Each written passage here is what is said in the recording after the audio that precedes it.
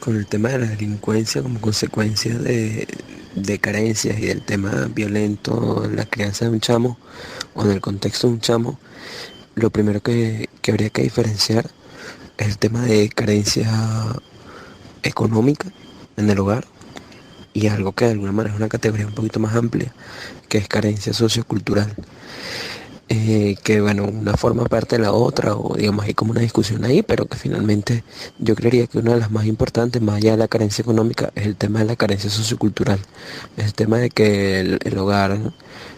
del popular venezolano no está siendo capaz de socializar algunas cosas en el chamo que le permitan pues manejarse de una manera más adecuada y que le permitan generar la mayor cantidad de comportamientos prosociales posibles, de manera que el chamo se trace un proyecto de vida y lo logre, ¿no? Fuera del tema de la violencia. Entonces por ahí esa es la primera diferencia. Luego, nada, el tema de que el niño o de que los chamos se crían en un contexto violento, obviamente incide muchísimo porque cuando tú tienes una estructura familiar debilitada, que no es capaz de reproducir conductas deseables, el niño la va a buscar en otro lado. Y obviamente si la violencia la tienes ahí a fácil acceso, pues nada, el chamo va a optar por adaptarse a lo que consigue en el entorno. Entonces obviamente el hecho de que uno crezca en un entorno con una alta exposición a la violencia de alguna manera incide,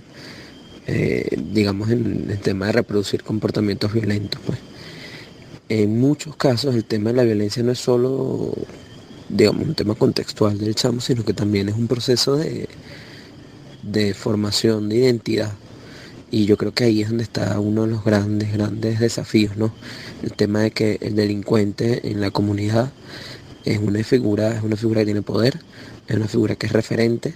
y es una figura que de alguna manera hace que otros se identifiquen. Entonces ese es un primer desafío, tratar de cambiar la noción que se tiene de un delincuente o de una persona que se mueve con violencia en la comunidad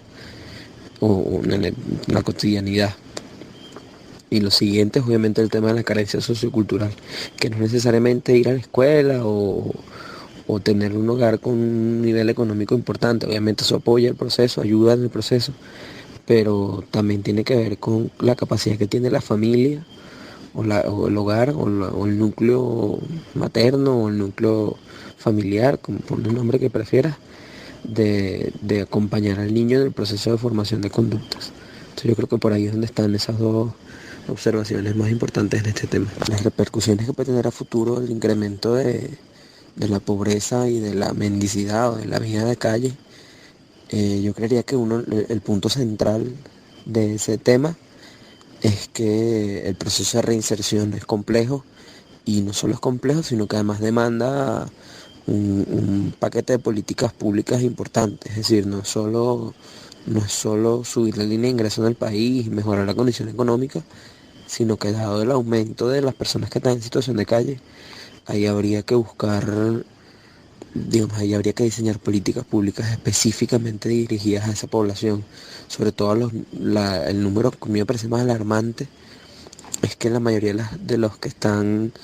optando por la vida en situación de calle son chamos menores de edad y eso es súper complejo porque digamos ahí la exposición al tema de la droga y al tema de la delincuencia es muy alta. Entonces el proceso de reinserción para un chamo que ya consume droga sistemáticamente, que ya ha estado, digamos, sometido o ha sido parte del proceso de delincuencia del país, es muy, muy, muy complejo. Entonces yo creería que a futuro una de las repercusiones más importantes tiene que ver con cómo nos preparamos como sociedad y cómo desde la gestión pública nos preparamos también para diseñar una estrategia que nos permita reinsertar a ese grupo, ¿no? El otro tema es obviamente el tema salud, pues, o sea, supongamos que tú logras de alguna manera diseñar un paquete importante de proceso social de reinserción. El otro tema que viene es el tema de la salud para la gente que vive en situación de calle, porque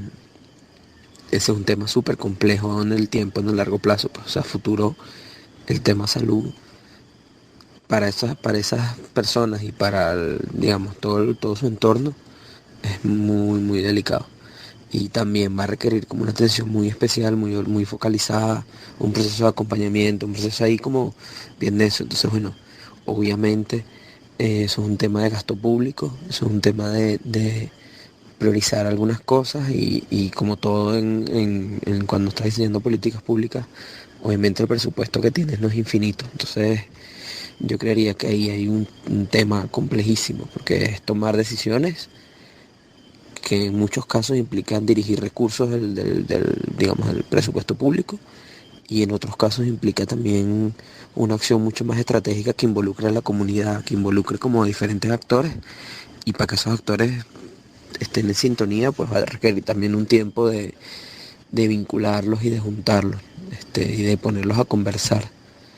Y lo último es el tema preventivo.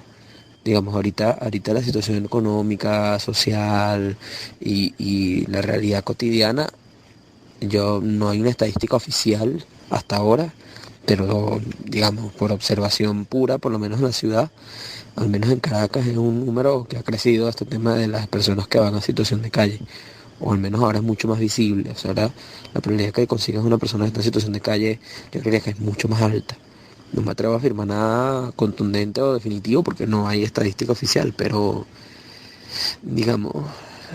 por, por pura observación de la ciudad lo ves, ¿no? Entonces, el tema de cómo evitas, por ejemplo, que esas comunidades vayan creciendo, porque hoy en día, por ejemplo, en las orillas del río Guaire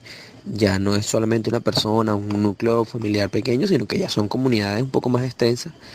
digamos, ahí las acciones que se han tomado han sido básicamente movilizarlos, ¿no? Sacarlos de ahí.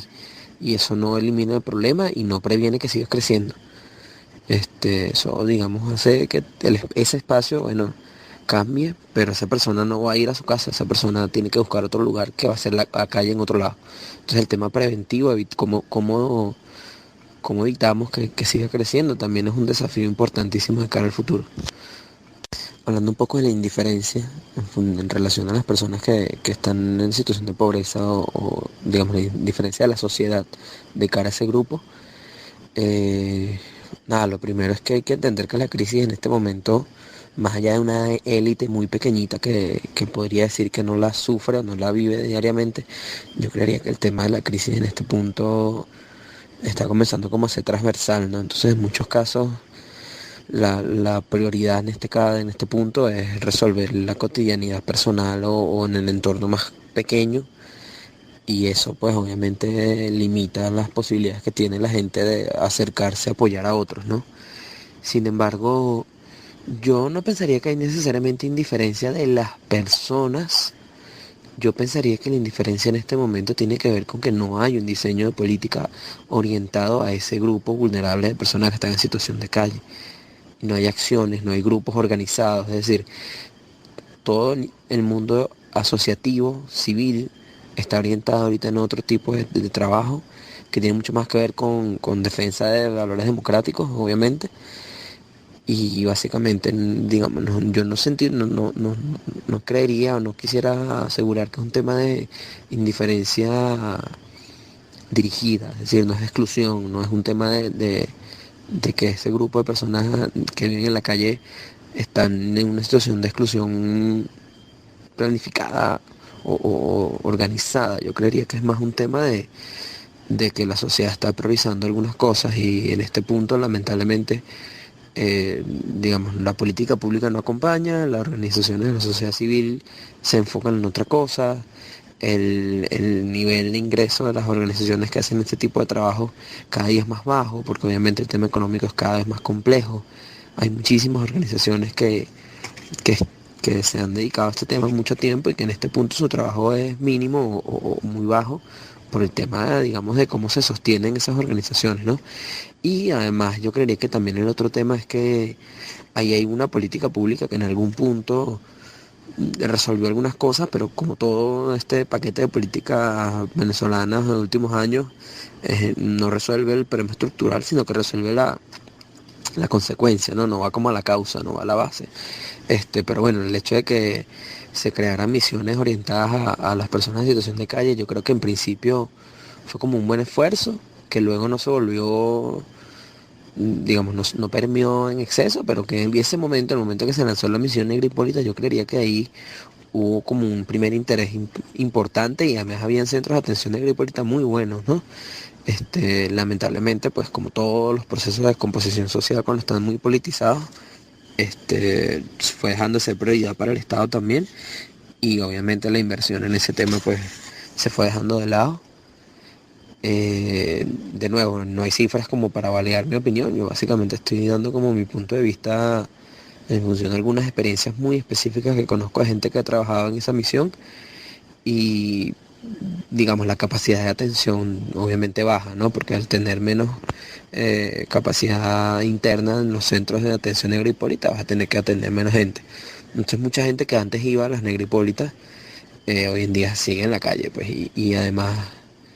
digamos, era una política, a mi parecer, era un poco aislada también, era más bien como un tema de resguardo,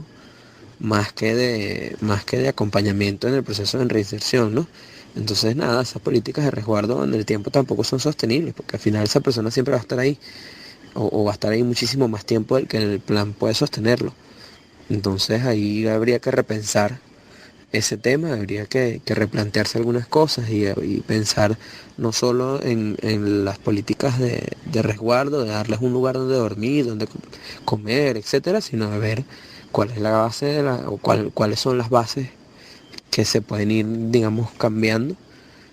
y no trabajar sobre la consecuencia, sino buscar la causa, pues.